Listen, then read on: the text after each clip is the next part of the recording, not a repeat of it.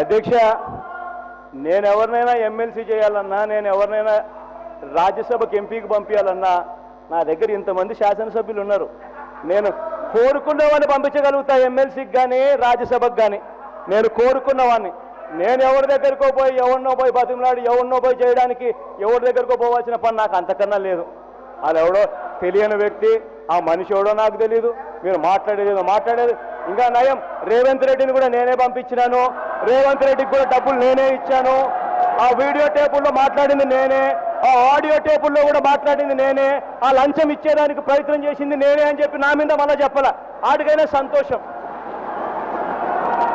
నిజంగా సంతోషం. అక్కడికైనా కూడా 8 మంది ఎమ్మెల్యేలను కొనడానికి 150 కోట్ల రూపాయలు బ్లాక్ మనీ పెట్టడానికి సిద్ధపడ్డారు.